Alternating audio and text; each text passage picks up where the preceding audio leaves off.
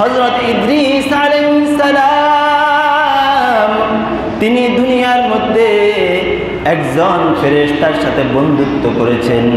বন্ধুত্ব করার পরে ফেরেশতার সাথে ইদ্রিস আলাইহিস সালামের অনেক বন্ধুত্ব।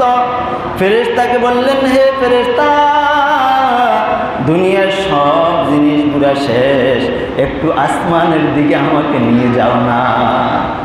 ফেরেশতা বললেন, এটা তো নিষেধ। বলে, তুমি চেষ্টা করলে তো পারবে। তো ফেরেশতা হযরত ইদ্রিস আলাইহিস সালামকে তার ডানায় করে প্রথম আসমানের মধ্যে নিয়ে যায়, তারপরে দ্বিতীয় আসমানের মধ্যে নিয়ে যায়, তারপরে তৃতীয় আসমানের মধ্যে নিয়ে যায়, তারপরে চতুর্থ আসমানের মধ্যে নিয়ে যায়। ইদ্রিস আলাইহিস সালাম চতুর্থ আসমানে যাওয়ার পরে এবার ওই ফেরেশতাকে বললেন, এ ফেরেশতারা, এ ফেরেশতা বন্ধু, একটু আজরাইলের সাথে আমার কথা বলা দরকার, আমার আর কয়দিন হায়াত আছে, একটু জিজ্ঞেস করি আসি। আজরাইল আলাইহিস সালামের কাছে ওই ফেরেশতা যাইলেন, যাইয়া বললেন, ইদ্রিস আলাইহিস সালামের আর কয়দিন হায়াত আছে একটু বলেন না। তিনি বলে, আল্লাহ তাআলা আমাকে বলেছে ইদ্রিস আলাইহিস সালামের মওতের সময় আর মাত্র 1 মিনিট বাকি আছে। ইদ্রিস কোথায়? আমি তার জান এখন কবজ করব। বলেন সুবহানাল্লাহ।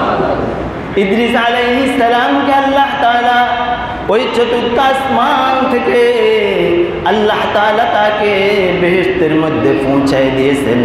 ওই দিনের নাম হলেন 10 মুহররম আশুরা। এবার দলিল নেন, এটার দলিল কি? সূরা আম্বিয়া আয়াত নম্বর 56 আল্লাহ তাআলা বলেন, ওয়াযকুর ফিল কিতাবি ইদ্রিস, ওয়াযকুর ফিল কিতাবি ইদ্রিস ইন্নাহু কানা সিদ্দীকান নাবিয়্যা। আমার একজন বন্ধু, আমার একজন হাবিব ছিল, যার নাম হলেন ইদ্রিস। সে একজন খুব ভালো আমার বন্ধু ছিল, একজন নবী ছিল।